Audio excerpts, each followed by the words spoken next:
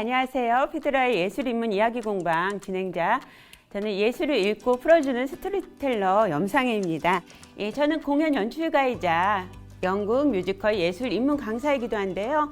예술 인문 이야기 공방은 제가 다원 예술을 비롯해서 다양한 분야가 이렇게 만나 결합되는 작업을 하면서 거기서 얻은 여러 가지 관점이나 노하우들을 경계 없이 예술 분야를 들여다보고 여러 형태로 해석하고 또 경우에 따라서는 우리 현실을 빗대서 이렇게 새로운 형태로 재구성하는 그런 작업에 활용하고 있는 일련의 참여 프로그램이라고 설명드릴 수 있을 것 같습니다.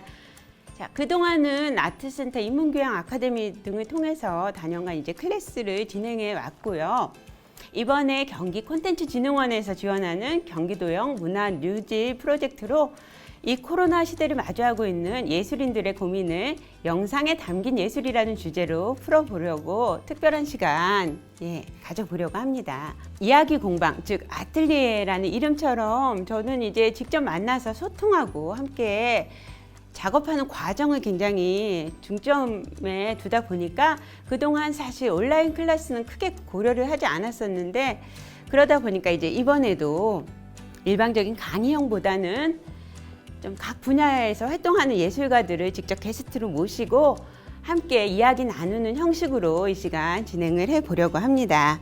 이번 특별 기획에서는 한국예술인복지재단 예술인 파견 지원 사업으로 현재 주식회사 세정에서 활동하고 있는 예술인 4분과 함께 예술을 담고 있는 가장 완성도 있는, 그렇게 이제 말할 수 있는 영화를 중심으로 해서 3차에 걸쳐 연극, 미술, 무용을 담아낸 방식들을 살펴보고요.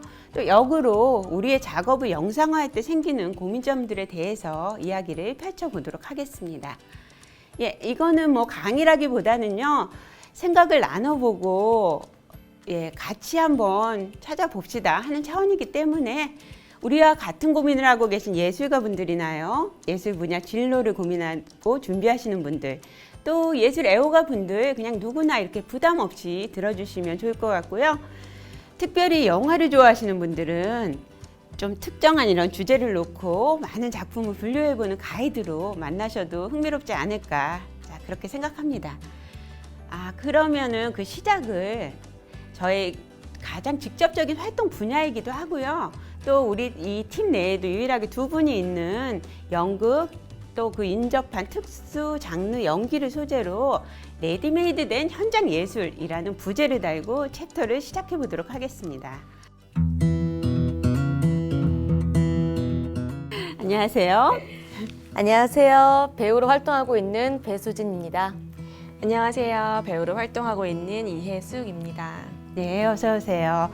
물론 앞에서 언급한 이유로 우리가 먼저 거론하기는 하지만 사실 요즘 같은 예기치 못한 팬데믹 사태에서 물론 모두가 변화, 고통, 충격을 받고 있지만 특히 연극 정말 난간에 부딪혀 있지 않습니까?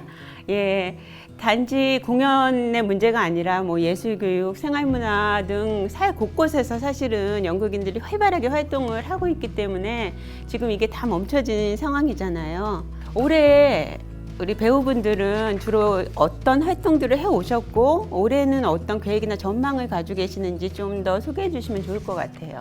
저는 관객들과 만날 수 있는 무대에서 주로 활동을 했었고요. 요즘 어려운 시기인데 운이 좋게 작게나마 지원 사업이 되어서 양조 공장이었던 공간을 활용해서 작품을 만들 계획입니다. 만약을 위해서 영상으로 만들 계획도 하고 있고요. 웬만하면 공연을 해서 관객들을 만날 수 있었으면 좋겠습니다. 저는 대체적으로 가족극을 많이 해왔는데요. 공연 특성상 공연장뿐만 아니라 도서관에서 하거나 아니면 지역 단체에서 공연을 하기도 했어요. 그리고 초등학교나 중고등학교에서 연극 교육도 해왔는데요. 최근에는 코로나로 인해서 상반기 수업은 다 취소되고 또 언제 다시 할지 모르는 그런 상황 가운데 있습니다. 그리고 준비하고 있는 공연도 가족극이어가지고 그래서 상반기 일정은 지금 취소되고 하반기 일정으로 지금 준비하고 있는 상태입니다. 네, 아마도 이게 거의 연극계 전반의 상황이 아닐까 싶은데요. 자, 연극이라는 거 사실 연기예술이라는 큰 범주 안에서 매체에 따라 분류를 하는 거다 보니까 영상에 담긴이라는 이제 화두가 들어왔을 때 뭔가 이게 상당히 좀 예민해집니다. 어떻게 보면 되게 단순하지만 종이 한 장 차이로 뭔가 예민한 그런 문제에 부딪힐 수 있는데요. 카메라라는 매개가 들어오게 되고 매체가 보여지는 매체가 바뀌면 과연 이것이 연극인가라는 걸 고민할 수밖에 없죠. 뮤지컬을 비롯해서 인형극, 거리극, 서커스, 인접 장르들도 마찬가지일 거고요. 사실상 공연의 영상화나 온라인 중계 등의 이슈가 이미 꾸준히 고민도 되고 시도도 되고 해왔던 부분이죠. 그런데 지금까지 그것이 이제 현장 공연에 대한 어떤 플러스되는 요소로 확장을 위해서 고민되고 시도됐다라면 지금은 갑작스럽게 그냥 이것만이 대안이 될 수밖에 없는 그런 큰 역할이 맡겨졌다고 볼 수 있을 것 같아요. 이미 옛날부터 시어터 필름이라는 장르도 존재는 해왔지만 사실상 우리나라의 공연은 기록 이상의 그런 의미는 크게 갖지 않았던 것 같기도 하고요. 그러다 보니까 이제 최근에 공연 생중계라든가 온라인 스트리밍 서비스나 이런 거를 이제 하는 과정에서 도대체 이걸 어떻게 촬영을 해야 하는가 그런 이제 촬영 방법에 대한 논의까지도 급하게 동시다발적으로 막 진행이 되고 있는 그런 상황입니다. 그래서 이번 기획에서는 그 고민들을 연극이나 인접 장르 그리고 배우라는 존재를 지금까지 영상은 어떻게 담아왔는가 어떻게 기록해 왔는가를 좀 찾아보면서 참고 자료 수집 차원에서 들여다보도록 하겠습니다. 도대체 그러면은 이걸 범주를 어떻게 나눠볼까 이제 두 분하고 좀 이야기를 해볼 텐데요. 예술을 소재로 하거나 주제로 했다고 했을 때 사실상 이게 음악영화, 미술영화, 댄스영화 굉장히 자연스럽습니다. 이미 그런 이름으로 많이 쓰여지고 있는데 이게 연극영화, 배우영화? 뭔가 상당히 이상해지죠. 도대체 어떤 게 연극을 담은 영화일까요? 자, 이 주제에 뭔가 떠오르는 작품들이 있으세요? 지금 바로 생각이 드는 거는 저 영화 도그빌 제일 먼저 떠오르고요. 그렇죠. 네. 그리고 라라랜드 있었고 버드맨도 그렇죠. 영화. 시라노 연애 조작단도 한국 영화 시라노 연애 조작단도 있었고요. 그렇습니다. 우선 전제해야 될 부분은 지금 이 이야기 공방 영상에 담긴 예술 3편에서 하고자 하는 게 여기에 해당되는 작품을 우리가 다 찾아보겠다. 어떤 연구 논문 쓰려고 하는 거 아니고요. 그저 어떤 지금까지 접해왔던 것들이 다시 한번 들여다보니까 이렇구나. 작품 속에 담겨진 연극성들은 이런 것들이 있구나라는 것들을 한번 구분해 보는 차원에서 지금 하고 있다라는 거. 우선 시라노 연애 조작단 어떤 면에서 연극성일까요? 우선 배경이 극단이고 인물들이 연출 및 배우들로 이제 구성이 되어 있어요. 그리고 그 조작단이 고객들에게 상황을 만들어서 주는 게 저는 이것을 씬을 만들어가는 과정이라고 생각해 볼 수 있다고 생각했고요. 연출의 기능과 작가의 기능, 분장의 기능 등을 고객한테 제공하는 것이 배우처럼 대하는 느낌이 들었어요. 네, 맞습니다. 일단 소재 자체가 극단이고요. 그렇죠? 배우들이 등장을 하고 연극인들이 이제 등장을 하기 때문에 연극을 담았다고 얘기할 수 있을 것 같은데요. 그리고 이제 도그빌은 아마도 오늘 우리가 얘기하고자 하는 거 고민하고 있는 지점을 그 논점을 가장 정확하게 가지고 있는 작품이 아닐까 싶기도 해요. 저는 이제 마침 또 최근에 라스 폰 트리에 감독 특별전이 있어서 이 영화를 극장에서 볼 수 있어서 정말 너무 좋았습니다. 그럼 라라랜드는 어떤 연극성을 가지고 있을까요? 라라랜드는 우선 인물이 배우 지망생이기도 하고 또 연출적으로 어떤 뮤지컬 같은 그런 장면으로 연출되기도 하고 또 실제로 무대 공연이 장면에 등장하기도 하죠. 사실 뮤지컬 영화는 이런 소재가 굉장히 많습니다. 그래서 논외로 하는데 라라랜드는 이제 그 외에도 여러 가지 언급할 만한 부분이 많기 때문에 예시에 포함해 두고요. 그럼 이제 첫 번째 배우와 연극 공연 등이 소재가 되는 영화들 한번 짚어보도록 하겠습니다. 우선 시라노 연애 조작단은 제목 자체가 두 가지를 가지고 있어요. 시라노라는 것과 연애 조작단이라는 것.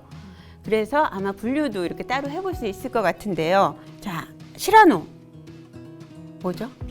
시라노 드 벨주락. 그렇죠. 시라노 드 벨주락 연극이 등장을 하죠. 그 극단이 하던 공연의 제목 이름이기도 하고 주인공의 이름이기도 합니다. 그런 공연이 있었고요. 그 이름을 따서 이벤트 회사를 합니다. 예. 왜 하필 그 작품이고 왜 하필 그 공연으로 사업을 벌리면서 시라노라는 이름을 썼을까요? 원작 시라노 드 벨주락과 이벤트 회사 간에 그 상통하는 면이 있어서 그런 것 같아요. 원작에서는 이제 시라노라는 주인공이 그 코에 대한 컴플렉스가 있어서 자신이 사랑하는 연인에게 고백도 못하고 그러고 있는데 하필 이제 그 여인을 사랑하는 그 사람을 대신해서 편지를 써주는 그런 내용이잖아요. 그런데 이제 이벤트 회사가 그 사랑 고백을 하려고 하는 사람을 도와주는 회사이고 또 그 작품 속에 등장하는 주인공이 하필 또 시라노와 같은 입장에 처한 상황이라서 제목을 그렇게 하지 않았나 생각이 듭니다. 맞습니다. 예, 여기서 일단 조작단은 좀 다른 분류를 위해서 남겨두고요. 보통 이렇게 극중극의 형식을 사용을 할 때 어떤 작품을 선택을 하느냐, 어떤 기능을 위해서 사용을 하느냐를 보게 되면은 보통 이렇게 작품 전체와 맥락을 같이 하거나 어떤 상황을 직접적으로 유발할 수 있는 이런 것들을 극중극의 작품이나 이런 걸 공연을 통해서 제시를 많이 해주게 되죠. 예, 그래서 뭐 우리 흔하게 드라마 같은 데서도 보는 게 막 이렇게 영화나 뭐 연극이나 이런 걸 보고 있다가 뭔가 이렇게 딱 와가지고 그렇죠? 갑자기 감정이입돼가지고 막 뛰쳐나가서 누군가를 향해 막 뛰어가서 얘기를 하게 되고 이런 상황 굉장히 많이 연출하게 됩니다. 예, 또 어떤 면으로 극중극 많이 활용될까요? 연기를 하면서 그 인물이나 상황을 빌어서 자기의 속내를 이야기하기도 하긴 하죠. 예, 그것 또한 굉장히 많이 사용하는 장치라고 볼 수 있을 것 같아요. 예, 그래서 이제 이런 극중극 형태를 정말 너무나 훌륭하게 사용한 그런 예들이 많이 있습니다. 예, 일단 가장 대표적으로 꼽아볼 수 있는 게 뭐 아카데미를 비롯해서 정말 수많은 이런 상들에 노미네이터 되고 또 수상 경력을 가지고 있는 버드맨이라는 영화 들 수 있을 것 같은데요. 예, 왕년에 버드맨이라는 히어로 캐릭터로 활약을 하다가 이제는 좀 한물간 배우쯤으로 이제 그런 취급을 받는 사람의 이야기를 가지고 있죠. 뭔가 이렇게 계속 과거에 환영에 시달리면서 뭔가 지금 현실 상황과 많이 이제 부딪혀짐을 당하는 것 같아요. 그런 배우의 어떤 심리라고 할까요? 뭐 이런 부분들을 굉장히 공연과 함께 오가면서 표현을 너무 잘했다고 생각을 하고요. 또 이제 극중극에서 총을 쏘는 그 장면이 등장을 하는데 거기에서 진짜 총을 사용을 해가지고 사고를 당하고 어떻게 하다 보니까 엉뚱하게 SNS 스타가 되기도 하고 결국은 창밖으로 뛰어내리게 되죠. 근데 좀 마지막에 추락한 것이 아니고 하늘로 이렇게 떠오른 것처럼 이런 이제 판타지로 모호하게 들어가기도 하는데요. 자, 저는 사실 여기 완전히 연극이라는 걸 소재로 삼고 있지만 이보다 더 강렬한 극중극이 작품에 등장을 한다고 봅니다.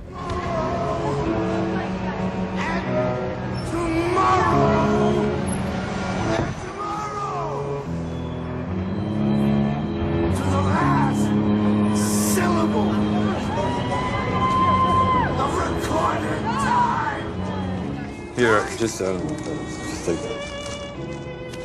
나오죠. 예, 어떻게 감이 오시나요? 맥베스요? 예, 그렇죠. 사실은 이게 별로 중요하지 않게 쓱 지나가는 그런 장면 같기도 한데 사실 저는 이 대사가 주제 같거든요. 일단 내가 이 작품을 너무 좋아하기도 하고요. 특히 맥베스의 이 대사 정말 좋아하는데 따지고 보면 사실상 이제 오리지널 극중극의 대가는 셰익스피어라고 볼 수 있을 것 같아요. 인생을 연극이나 배우에 비유하는 그런 이제 작품이나 대사도 굉장히 많고요. 극 속에 극을 끼워 넣는 데는 정말 달인 같은 맞아요. 그런 작가가 셰익스피어지 않았나 싶습니다. 라라랜드는요, 여주인공 미아가 배우 지망생이죠. 네. 예.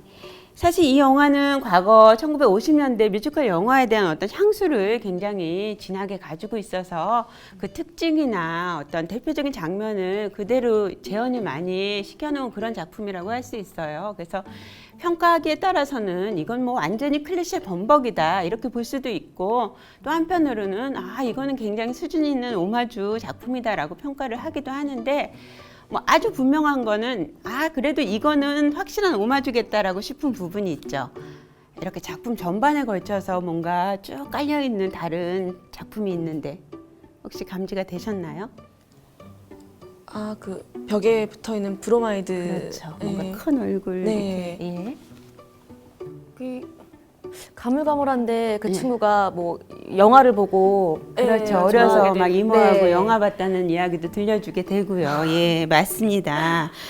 바로 그 브로마이드의 주인공 잉글리트 버그만이고요. 그 이야기했던 영화가 이제 카사블랑카라는 영화죠. 예, 심지어 미아가 일하는 곳, 예, 워너브라더스 스튜디오 안에 있는 카페입니다. 바로 앞에, 예, 카페 앞에 카사블랑카 세트장이 있어요. 예, 데이트하면서 얘기하죠. 저 창문에서 둘이 이렇게 여주인공, 남주인공이 이렇게 내려다봤던 거기에요 라고 얘기하는 그런 장면이 있을 정도로 전반에 걸쳐서 이 작품을 굉장히 오마주했고, 뭔가 연인들이 만나고 헤어지고 또 재회하고 하는 것도 이 영화하고 구조를 같이 간다라고 보는 경우도 있더라고요. 예, 또 한편으로는 아니 이거는 뮤지컬 영화 세이브르의 우산을 오마주한 작품이다라는 의견도 있고요. 어쨌든 분명한 건 이 영화는 뭐 무대 공연부터 시작해서 가슴을 설레게 했던 그 과거의 어떤 뮤지컬 영화들, 뭐 또 다른 영화 이런 것들에 대한 애정을 그냥 대놓고 아주 마음껏 표현을 한 그런 영화라고 볼 수 있을 것 같아요. 예, 그런 면에서 헐리우드라는 자체가 이미 대단한 상징성을 가지고 있죠. 예, 이 분야에서는 정말 굉장히 매력적으로 다뤄질 수밖에 없을 것 같아요. 무대, 세트, 영화, 그리고 무엇보다도 배우. 예. 배우가 부각될 수 있는 게 바로 헐리우드라는 이런 이제 배경인데, 작년에 개봉한 원스 어폰 어 타임 인 헐리우드도 예, 그렇죠. 중심이 되는 게 어떤 이제 배우와 그 배우의 전담 스턴트맨이 등장을 합니다. 예, 우리 이거 사전 조사하면서 재밌는 거 발견하셨어요, 리뷰. 제가 거기에서 연기 못하는 연기를 기가 막히게 잘한다라는 리뷰를 보고 엄청 웃었거든요. 네, 그렇습니다. 예, 레오나르도 디카프리오하고 브래드 피트라는 대배우들을 예, 굉장히 찌질하게 그렇게 이제 만들어 놨는데요. 이 가상의 인물들을 통해서 정말 너무나 엽기적이었던 그 실화 사건, 예, 샤론 테이트 살인 사건의 그 실화를 아주 교묘하게 정말 기발하게 뒤집어 놓은 예, 그런 영화였어요. 저는 이거 굉장히 기대가 되면서도 이 타란티노 감독인데 이거를 얼마나 또 정말 세게 표현을 했을까, 한편으로는 긴장도 되고 저 주인공들이 좀 뭔가 자꾸 이상하게 변해가고 취하기도 하고 약도 하고 하는데 결국 저들이 살인을 저지르나 뭔가 막 긴장을 가지고 왔는데, 정말 아주 직전에 예, 이들이 이 상황을 저지해버리는 그런 역할을 맡겨서 정말 극적 반전을 이룬 정말 타란티노다운 그런 영화였던 것 같습니다. 예, 배우에 관한 이야기로 시선을 이렇게 돌리면서 오히려 굉장히 얼개를 나중에 보면은 너무 치밀하게 잘 짜놨구나, 그리고 참 시원하게 마무리를 했구나라는 느낌 받을 수 있고요. 예, 정말 디카프리오의 찌질 연기, 그것도 못하는 브래드 피트의 위축 연기 정말 기가 막혔습니다. 그리고 이제 굉장히 좀 어렵다는 얘기를 많이 듣는데, 머롤랜드 드라이브라는 작품도 헐리우드를 배경으로 그리고 있어요. 예, 그런데 이 작품은 이제 배경이나 줄거리보다는 현실과 상상 그리고 시간적인 순서를 복잡하게 얽혀놓아서 대단히 난해하면서도 이제 그림이 딱 이해가 되는 순간 보면 와, 주인공의 여러 가지 이 복잡한 심리 상황을 이렇게 잘 담아냈구나 하고 이렇게 감탄을 할 수 있는 영화가 또 이 머롤랜드 드라이브가 아니었나 싶습니다. 예, 또 정말 중요한 작품, 제가 배우들에게는 특히나 더 이렇게 추천 많이 드리는 작품이 레오스 까락스 감독과 그의 페르소나 드니라방의 정말 절정에 이른 걸작 홀리모터스입니다. 예, 해석이 참 어렵지만 주인공이 하루 종일 계속 뭔가 다른 사람으로 역할을 계속 바꿔서 하게 되는 거죠. 그 말하자면은 분명히 일종의 배우입니다. 예, 작품 전체가 감독의 영화 인생 전반을 담았다고 하기도 하고 인생에 대한 하나의 은유다라고 평가되기도 하는데 굉장히 뭔가 인생은 진짜 연극 같은 것인가? 이 걸어다니는 그림자 같은 배우와 같은 것인가? 라는 이제 그런 셰익스피어의 대사를 다시 한번 생각해 볼 수 있는 그런 영화였던 것 같아요. 그리고 지난달에 역시 제가 지난달에 굉장히 몰아보기를 좀 해봤는데 예, 재개봉으로 다시 만날 수 있는 패왕별이 역시도 배우가 주인공이 되는 그런 영화였습니다.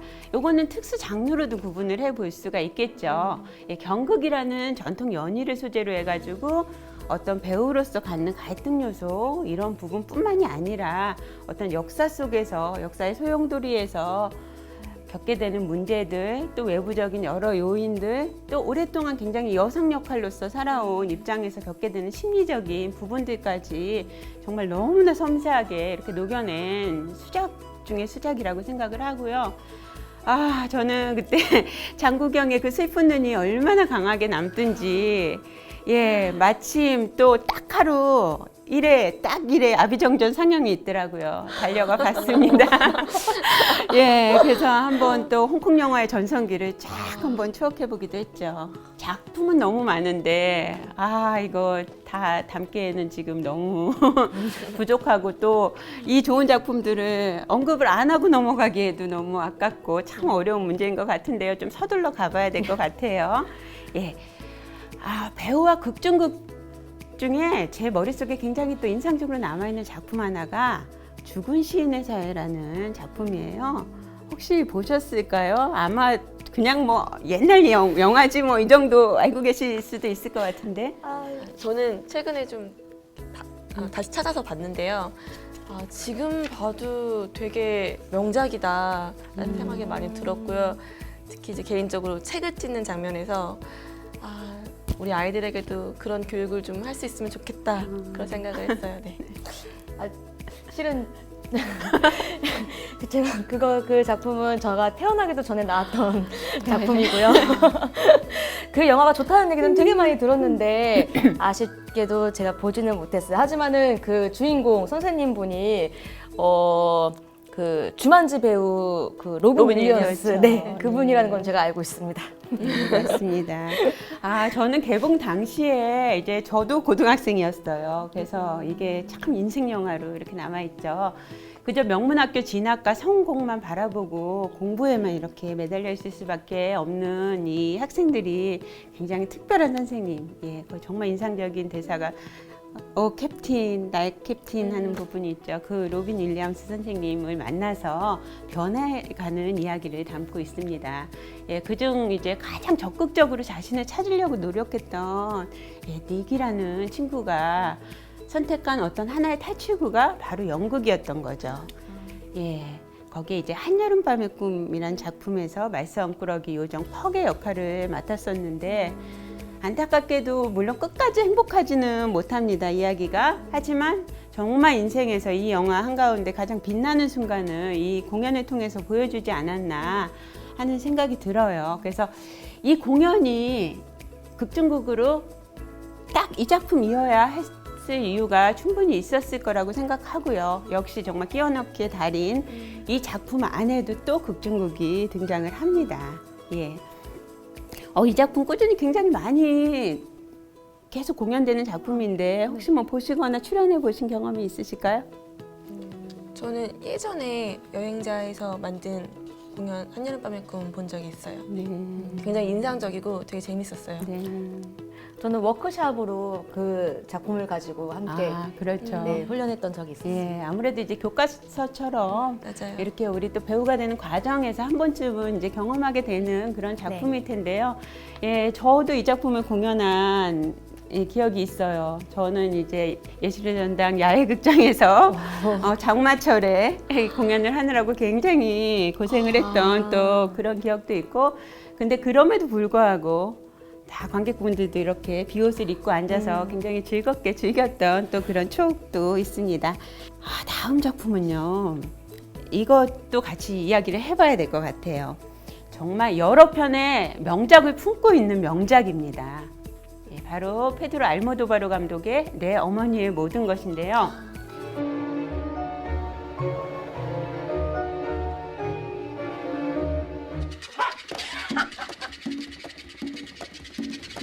예, 이야기 전체가 여러 작품들이 맥락을 주고받으면서 완성이 되어가죠.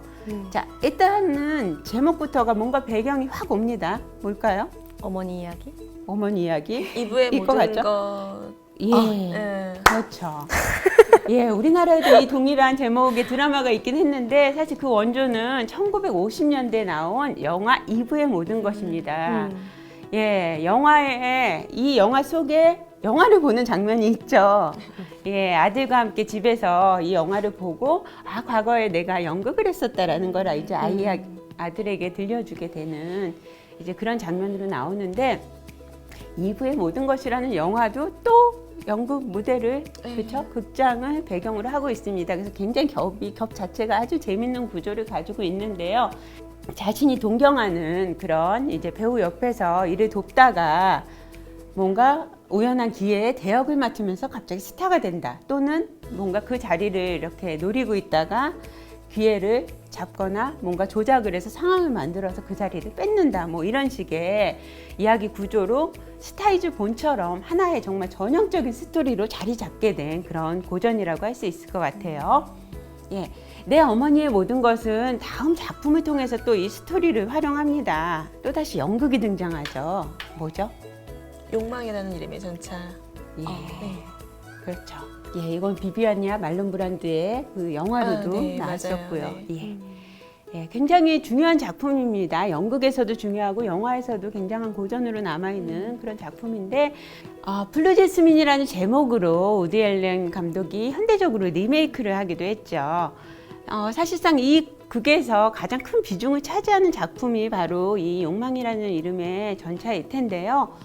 이제 과거에 이 어머니가 주인공이 아마추어로 출연을 한 작품이기도 했고 거기서 이제 남편을 상대역으로 해서 만났었고 또 아들의 생일날 함께 그 공연을 보러 가게 되죠. 또 이제 결정적인 부분은 공연 후에 아들이. 주연 배우에게 사인을 받고 싶어서 비 오는데 택시를 쫓아가다가 결국은 이제 죽게 되죠. 그만큼 뭔가 이제 굉장히 크게 좀 자리 잡는 작품인데 사실 아주 작은 부분일지 모르지만 그 전에 등장했던 그 상황극도 전체적으로 보면 시사점이 굉장히 큽니다. 자, 주인공의 원래 직업이 뭐였는지 기억하세요? 그 병원이었던 것 같은데 간호조무사 같은. 예, 병원에서 일을 하죠. 병원에서 일을 하는데 장기기증 코디네이터였습니다. 이제 관련 세미나 자료로 장기기증 안내를 받는 가족 역할을 하는 그 영상도 이렇게 등장을 하죠. 예.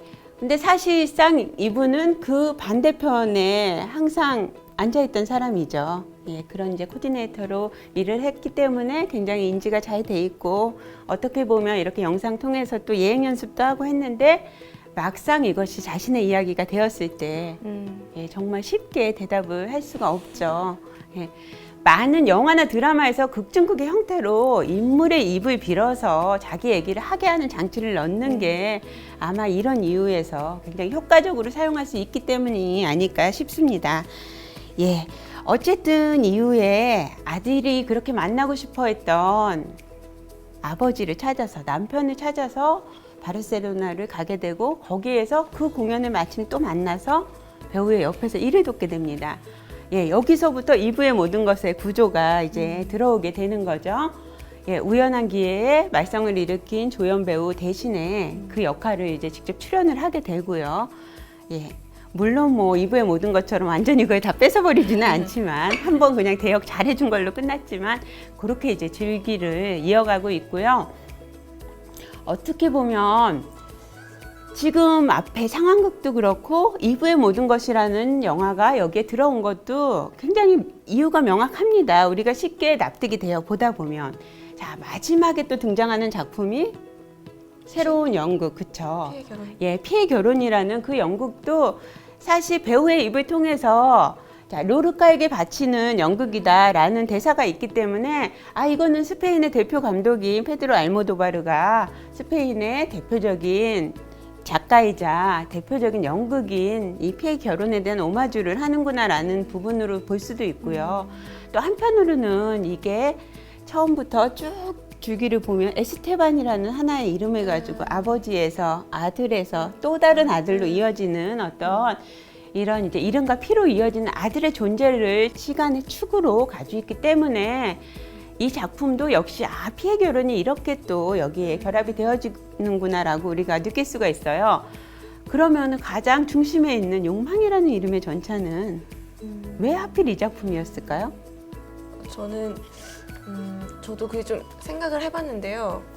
제가 든 생각은 그 주인공 여자분의 어떤 그 성격과 그 주인공이 맡은 욕망이라는 이름의 전차의 그 스텔라 그 인물 간에 좀 비슷한 면이 있어서 그렇지 않나. 되게 주인공인 그녀는 되게 좀 모든 걸 받아들이고 수용하는 캐릭터잖아요. 자신에 의해서가 아니라 타인에 의해서 삶이 많이 변화되는데도 그냥 그것을 그대로 그냥 수용하는. 근데 스텔라도 보면 그런 언니와 남편 사이에서 어떤 어려움 속에 있지만 그걸 저항하거나 하지 않고 다 받아들이고 있어서 좀 그런 면에서 스텔라가 그 인물을 좀 대변하는 면이 있지 않나라는 생각이 좀 들었어요. 네. 네, 그렇습니다. 저도 이 테네시 윌리엄스의 욕망이라는 이름의 전차가 현실을 어떻게 받아들이고 또 자신을 어떻게 지켜내느냐에 관한 이야기라고 생각을 해요. 사실은 뭐 이 작품뿐만이 아니라 유리동물원이나 뜨거운 양철 지붕 위의 고양이 같은 다른 작품, 이 작가의 다른 작품에서도 굉장히 뭔가 유리처럼 부서질 듯한 그런 인물들의 불안한 심리를 통해서 지속적으로 그런 모습을 계속 보여주고 있죠. 그래서 결국은 이 내 어머니의 모든 것이 그 어머니의 받아들임을 보여주고 있지 않나 싶은 생각이 듭니다. 근데 이게 그냥 자포자기식으로 어쩔 수 없이 그냥 인정해버리는 것이 아니라 어떤 면에서 이 어머니는 그걸 다 받아들여서 소화를 시키고 있더라라는 거를 볼 수 있을 것 같습니다. 네, 정말 여러 작품이 독립적으로 들어있으면서 또 소재와 주제, 구성들이 엄청나게 촘촘하게 연결되어 있는 작품인 것 같아요. 예, 그래서 정말로 저는 이 작품을 베스트 오브 베스트라고 늘 생각을 하고 있습니다. 예. 다음은 좀 빠르게 이제 짚어만 볼 텐데요. 연극뿐 아니라 어떤 이 무대 외에 또 밖에서 벌어지는 여러 공간 속에서 직접 이제 만나지는 그런 특수 연기 장르가 담겨 있는 공연도 그런 영화들도 굉장히 많습니다. 정말 오래된 고전이지만 어떤 무구의 상징이라고 이렇게 불리는 어떤 제이소미나라는 인물이 등장하는 길이라는 영화, 또 이제 영화 뽕네프의 연인들에도 그 남자 주인공들의 직업이 거리의 예술가, 예, 좀 더 분명하게 얘기하면 차력사죠. 예, 특히 뽕네프의 연인들에는 이 주인공이 파이어 퍼포먼스, 이렇게 불을 가지고 하는 그런 퍼포먼스가 정말 굉장히 멋지게 묘사가 되는데요. 이게 공교롭게도 마침 지금 촬영하고 있는 오늘입니다. 7월 14일 프랑스 혁명 기념일이에요. 예, 대개는 이게 오늘 에펠탑에서 연중에 가장 화려한 불꽃놀이를 하는 날입니다.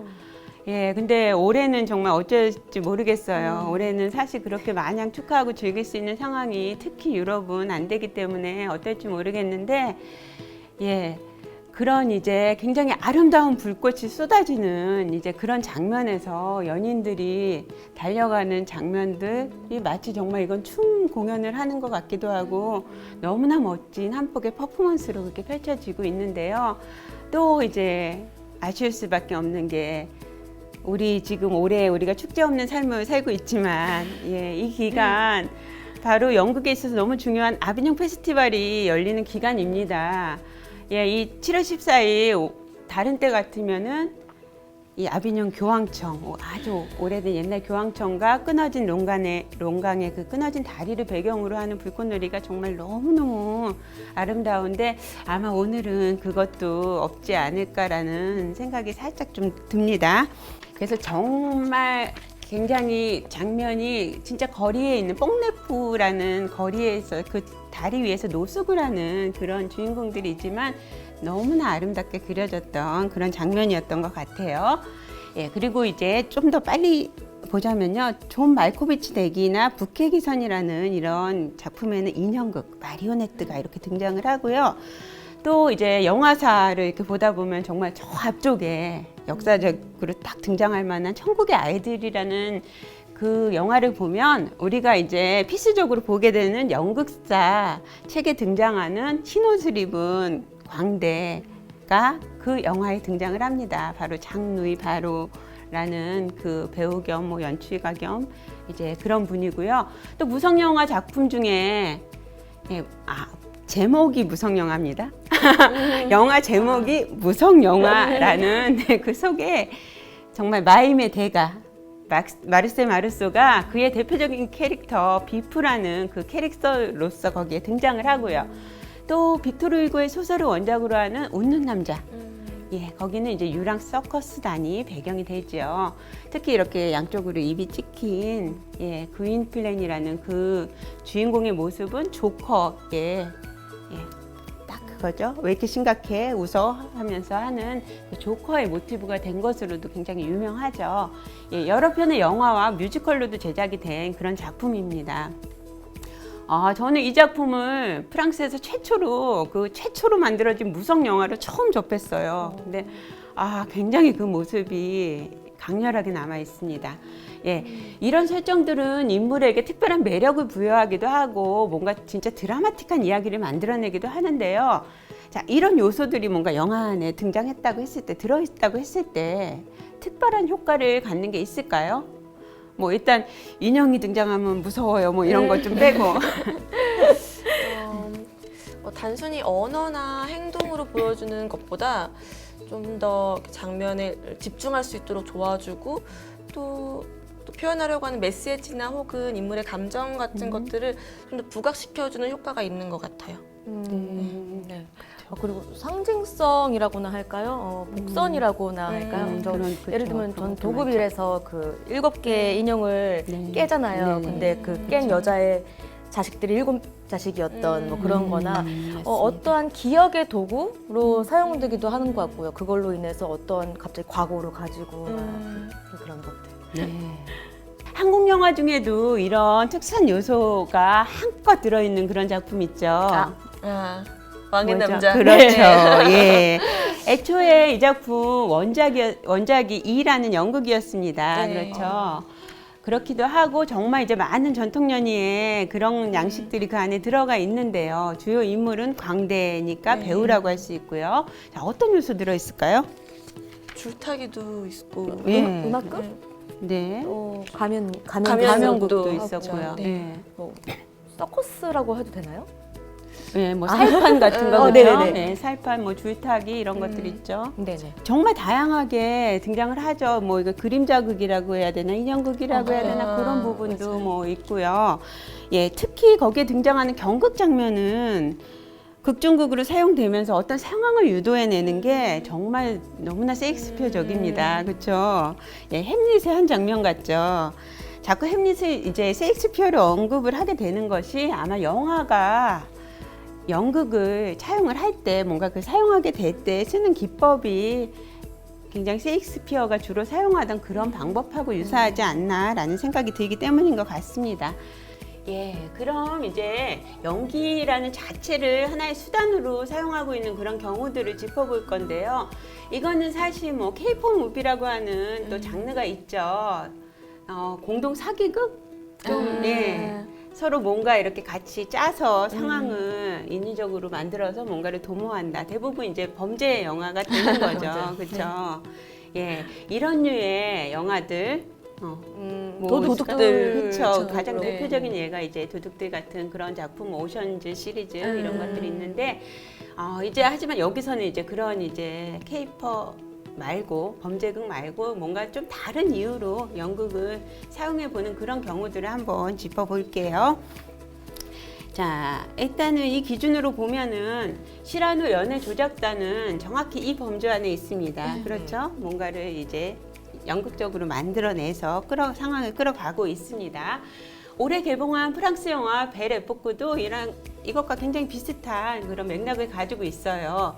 의뢰자가 원하는 시간대를 이렇게 쫙 만들어주는 걸 세트부터 해서 모든 인물들, 추억 속의 인물들을 되살려주고 이런 식으로 해가지고 이제 시간 여행을 시켜주는 그런 컨셉의 어떤 사업체를 배경으로 하고 있는데 이렇게 홍보 문구 같은데 그렇게 나왔던 것 같아요. 아날로그적인. 정말 100% 아날로그 시간 여행. 우리가 알고 있는 시간 여행 그런 영화들은 어떻게 우연히 빠져들게 되거나 어떤 장치를 통해서 시간을 넘어가거나 이런 건데 이거는 100% 사람들이 연기를 통해서 만들어지는 시간 여행입니다. 예, 보통 이런 류들 내가 다시 와서 보니까 알겠다. 그때는 미처 몰랐네. 내가 이렇게 좋은 거 잊고 있었네. 주로 이제 이런 식으로 연결이 많이 되어지죠. 이 영화도 마찬가지고요. 근데 거기 이제 플러스로 젊은 시절로 돌아가 보니까 뭔가 마음도 다시 젊어지네 라는 이제 그런 요소가 좀 플러스가 된 것 같아요. 예, 또 나는 사랑과 시간과 죽음을 만났다라는 영화가 있습니다.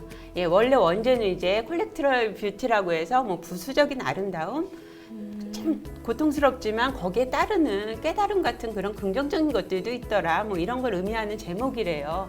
근데 한국 제목은 시간과 사랑과 죽음을 만났다. 무슨 얘기일까요? 정말 누군가가 시간과 사랑과 죽음을 만나는 네, 만났겠죠. 뭐 제목이 저런데 만났겠죠. 예, 만나는 이야기입니다. 예, 사실 저는 이런 좀 제목들 굉장히 좀 당황스러운데 딱 이렇게 주제를 딱 정해서 이겁니다라고 이렇게 딱 던져주는 제목들 제발 좀 그러지 말아주셨으면 하는 바람이 있고요. 좀 부제를 이렇게 달아서 뭔가 설명할 때도 그렇게 좀 번역을 만들어내는 경우가 많아요. 그래서 뭐 벤자민 버튼의 시간은 거꾸로 간다. 예, 웨이터의 상상은 현실이 된다. 이미 제목 자체가 100% 완벽한 스포가 되는 이런 것들은 좀 자제를 부탁드리고요. 이 이야기 아들을 잃고 상심해서 일상이 다 망가져 버렸습니다. 삶을 방치하고 사는 사람이 정말 있는지 없는지도 모르는 그 사랑과 시간과 죽음이라는 존재에게 편지를 보냅니다. 근데 어느 날 정말 그들이 나타납니다. 그 편지를 들고 어떻게 했을까요? 어떻게 했을까요? 배우들을 동원을 합니다. 예, 앞에 맥락을 보시면 역시 이런 답은 역시 배우들이죠. 예, 배우들을 고용을 해서 시간과 사랑과 죽음의 역할을 각각 맡겨가지고 이 사람이 그 썼던 편지 내용과 이런 거를 이제 참조해서 계속 뭔가 자극을 시켜내서 좀 상황을 이끌어가는 이제 그런 부분인데요. 일단은 단순하게 줄기는 이렇지만 그 과정에서 나름의 그 콜렉트럴한 어떤 부차적인 또 이야기가 보태지는 그런 이야기이기도 합니다. 일단 이렇게 좀 짚어보고 넘어가고요. 사실 이런 류 제법 많습니다. 뭐 찾자고 하면은 아주 많은데 아마 이거는 좀 반드시 짚어야 되지 않을까. 이거는 원조고 대표작이다라고 할 수 있는 작품이 있을 것 같아요. 뭔가 인위적으로 상황을 조작해낸다. 트루먼 쇼. 짐 캐리. 그러네요. 예, 아마도 이게 뭔가 하나의 원조, 뭐 처음은 아니지라도 굉장히 좀 절정에 이른 잘 만들어진 그런 작품일 것 같아요. 정말 살아왔던 모든 인생이 알고 보니까 완벽하게 조작된 세계더라. 예, 내가 살고 있는 이런 마을 공간부터 시작해서 만나는 사람 모든 것이 이제 다 조작되어 있는 거더라라는 설정을 가지고 있고요. 그래서 소재 못지않게 뭔가 삶에 대해서 철학적인 질문도 이제 남게 되는 그런 이제 훌륭한 영화인 것 같습니다. 마지막으로 우리 뭔가 결국 이제 우리가 찾아야 되는 부분에 근접해 있는 그런 작품들일 것 같은데요. 정말 대단히 미묘한 그런 두 편의 작품을 만나봅니다. 자, 시련을 카메라에 담는 것과 어떤 영화라는 형식 속에서 연극을 연기한다라는 것, 어떤 유의미한 차이가 있을까요? 자, 그것들을 담고 있는 영화입니다. 자, 우선 시전은 죽어야 한다라는 작품이 있는데요. 좀 생소하시죠? 네. 예, 그렇게 많이 알려진 작품은 아닌 것 같아요. 어떤 이야기일까요? 줄리어스 시저 그런 내용인가요? 네, 맞습니다. 우리 내용 다 몰라도 그거는 많이 들었죠. 아, 브루투스 너무하죠 하는 거. 아, 네. 예, 바로 그 줄리어스 시저입니다. 예. 시저와 뭐 클레오파트라 이런 이야기들도 있죠. 예, 바로 자 감옥 안에서 셰익스피어의 또 셰익스피어가 나왔습니다. 오늘은 예, 어쩔 수가 없어요. 연극을 하는 이상 셰익스피어는 벗어날 수가 없습니다. 예, 그 줄리어스 시저라는 작품을 감옥 안에서 실제 감옥에서 실제 죄수들을 대상으로 연습을 시키고 공연을 하는 과정을 담고 있습니다. 마지막에 아주 특이하게 인물들이 소개가 되는데 거기 정말 대단한 반전이 실제 이름, 배우들의 실제 이름과 실제 어떤 죄를 지었으며 지금 어떤 몇 년 뭐 복역 중이다라는 이런 내용들이 예, 소개가 됩니다. 그래서 이게 뭐지라는 거를 한 번 더 거기서 주게 되는데 영화의 흐름도 뭔가 이게 뭐야 다큐멘터리야 뭐 이렇게 좀 느끼지만 사실은 이거는 분명하게 연출된 예, 영화입니다. 하지만 실제 공간에서 실제 사람들 더더군다나 내 이름을 가지고 연기를 했을 때 이것은 연기일까요? 아닐까요? 저는 연기라고 생각하는 편이에요. 좀 어려운 문제긴 한데 그냥 저는 뭐 영화 같은 경우는 어떠한 메시지를 전달한다 이걸로 인해서 어떤 걸 느끼게 한다라고 하면은 그냥 그 영화적인 요소들이 있는 것 같고요. 연기도 실존 나로서 연기를 하지만은 내 과거의 기억을 떠올려야 된다거나 실은 내 자신을 내가 연기하는 그런 느낌이 들 때가 있어요. 이렇게 내추럴하게 있는 게 아니니까 만들어진 어떤 상황이 있으니까. 네. 그래서 연기라고 좀 생각하는 편이에요. 네. 어떠세요? 저는 공연을 고스란히 담은 거라면 공연 기록물에 가깝지 않을까 생각이 들고요. 그리고 편집자가 어떤 방향성을 가지고 어떤 의도를 가지고 편집을 어떤 주제를 가지고 했다면 그건 또 이야기가 달라지지 않을까. 네, 그냥 공연 기록물로만 보기는 좀 어려울 것 같아요. 네. 네. 뭐 사실상 여기서 결론을 내기 너무 어려운 문제죠. 예. 이보다 한층 더 이제 모호한 그 지점에 있는 작품이 있습니다. 예, 드디어 우리 다시 보게 되는 이제 도급입인데요.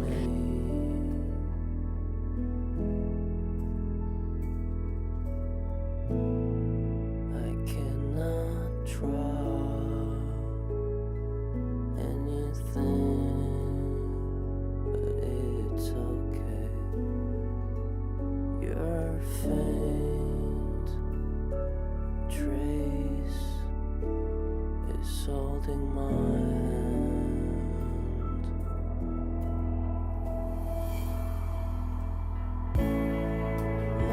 이 작품은 일단은 누가 봐도 굉장히 연극 무대 같은 예, 그런 걸 담고 있습니다. 근데 과연 이거를 그냥 무대를 옮긴 것일까? 아니면 왜 굳이 영화를 하면서 연극 같은 한계 상황을 그런 제한 조건을 뒀을까? 저는 작년에 이 작품을 연상시키는 딱 너무도 이거를 이렇게 모티브를 한 것 같다라는 그런 연극 작품을 극장 무대에서 본 적도 있고요. 또 아까 말씀드렸지만 이제 스크린을 통해서 이거를 굉장히 이제 대형 화면으로 대형 스크린으로 또 보기도 했는데 참 애매한 지점이에요. 이 작품 우리 뭐라고 규정할 수 있을까요? 이게 연극의 형식을 가진 영화일까요? 영화로 담은 연극일까요?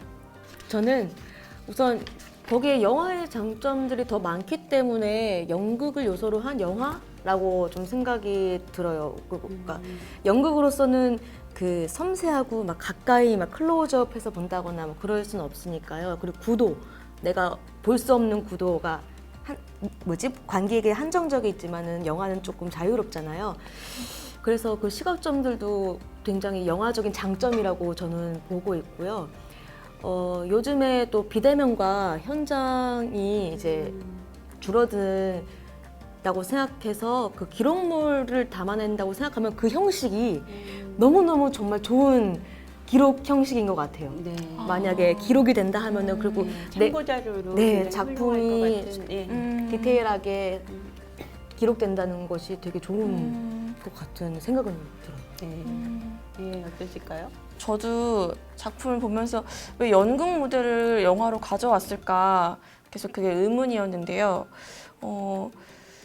그런데 영화가 그냥 연극을 그냥 영상으로 담아낸 그런 거라면 그러면 연극으로 보여줬을 때 가장 최적으로 전달되어져야 된다고 생각이 드는데 이 영화는 또 연극으로 본다면 좀 아쉬운 부분이 분명 존재하거든요. 영화로 했기 때문에 보여지는 되게 장점들이 있어서 그렇다면 이거는 영화가 연극적 그 무대를 선택한 것이 아닐까라는 생각이 드는데 또 너무 이제 무대를 고스란히 영화로 했기 때문에 이걸 답하기가 조금 또 어려운 부분이 있는 것 같아요. 예, 네. 그렇습니다. 사실 지금 우리가 여기에 대해서 뭔가 이럴 수도 있고 저럴 수도 있고 이거는 이게 좋은데 뭐 이렇게 고민하는 그 지점이 바로 공연을 영상화할 때 우리가 부딪히게 되는 예, 만나게 되는 그 고민의 지점일 것 같아요. 그래서 앞으로 뭔가 여러 가지 뭐 사례도 참조해 가면서 또 다양하게 시도를 해봐야 되겠지요. 예, 어차피 우리가 지금 여기서 결론을 내릴 수도 없고요. 앞으로 또 이제 당면한 이 상황에 맞춰가면서 뭔가가 또 만들어질 거라고 생각을 합니다. 그래서 오늘은 이렇게 한번 정리를 여러 가지 그냥 질문들, 이런 문제들 한번 그냥 남기는 걸로 좀 정리를 하죠. 예. 분명히 이것은 어떤 시대의 변화, 팬데믹 상황이라는 이런 특수한 조건 하에 대안이나 확장을 고민해 보는 거고요. 예술행위나 작업의 대체로서의 고민은 아니다. 연극을 우리가 영상으로 대신할 수는 없는 것이다. 라고 생각을 하고요. 그리고 여전히 예술을 향유하는 최상의 방법은 직접 자신의 감각을 통해 대면하는 것이다 라는 말씀 꼭 드리고 싶고 예술가 입장에서도 아직은 그 대면 자체가 어떤 우리 예술 행위의 본질이고 또 그 완성이 아닐까 그렇게 생각합니다. 또 한 가지 연극과 인접 장르와 관련된 영화 이슈를 넓게 훑어보는 차원이기 때문에 예술이 그냥 자유롭게 이것저것 다 언급을 해봤지만 자 영화는 관람 등급이 있다는 거 네, 요거 확인하시고요. 이러한 내용들을 또 포함하고 있는 것이지 전부 또 이것에 관한 영화 작품만은 아니다. 예, 이런 부분 감안하시고 보시면 좋을 것 같아요. 우리 오늘 언급된 예시에는 18세 이상 관람가 영화가 다수 포함되어 있습니다. 예. 네. 여기까지 정말 짧은 시간에 정말 정신없이 몰아쳐 왔는데요. 예, 두 분 어떠셨나요? 저는 우선 몰랐던 영화들을 알 수 있어서 좀 좋았고요. 예전에는 봤었지만 좀 잊혀져 가던 좋은 작품들을 다시 보면서 또 다른 생각들이 이렇게 들어오는 것도 재미있었어요. 옛날에는 좀 지루하게 봤지만 다시 보니까 못 봤던 것들을 볼 수 있었고 못 느꼈던 거를 느낄 수 있었고 뭐 그런 것들이 정말 좋았습니다. 네, 저도 그냥 작품 볼 때 작품에만 집중해서 봤었는데 이렇게 같이 준비하고 나누면서 작품 속에 담겨져 있는 연극성을 또 찾아보는 게 굉장히 흥미로웠고요. 그리고 이제 앞으로 이 시국에 어떻게 연극이 또 이제 비대면하면서 어떻게 관객들을 만날까에 대한 고민을 좀 더 다양하게 해볼 수 있는 그런 시간이었던 것 같아요. 네, 감사합니다. 네, 그리고 이제 사례 탐색과 더불어서 우리가 여기에 대한 좀 대안까지를 한번 제시해 보고 싶었는데 막상 이제 작품 소개에 집중하다 보니까 분량상 이번에는 참 소개를 할 수가 없어 아쉽습니다. 우리 전체적인 구성과 영상 작업에 대한 자문 그리고 또 작품에 대한 자료 사용을 허락해 주셨던 미디어 아티스트 손유경 작가님한테도 감사드리고요. 예, 저의 오랜 협업 파트너이기도 한데 앞으로 이 영상 프로젝트 이후 좀 더 이제 이야기 공방 통해서 하나하나 좀 풀어가면서 실질적으로 어떤 작업들이 이루어지고 있고 또 어떻게 대안으로서 모색되어질 수 있는지 그런 것까지 또 살펴볼 수 있으면 좋겠습니다. 예, 다시 말씀드리지만 어쩌면 이러한 고민과 탐색 시도는 당연히 있어야 되는 거고요. 앞으로도 지속적으로 일어나고 변화해 가야만 하는 그런 부분이 있을 텐데요. 그럼에도 불구하고 예술 각 장르의 본연의 형태, 원작의 힘이라는 건 정말 절대적인 것이다. 이것은 좀 지켜주고 우선시 돼야 되지 않을까라고 생각을 합니다. 오늘 두 분 수고하셨고요. 예, 그럼 이제 이어서 2편 그림 속에 들어간 영화 또 3편 흔들리는 시선, 숨쉬는 카메라로 계속해서 이 고민 한번 이어가 보도록 하겠습니다. 예, 오늘은 여기까지 하겠습니다. 감사합니다. 감사합니다.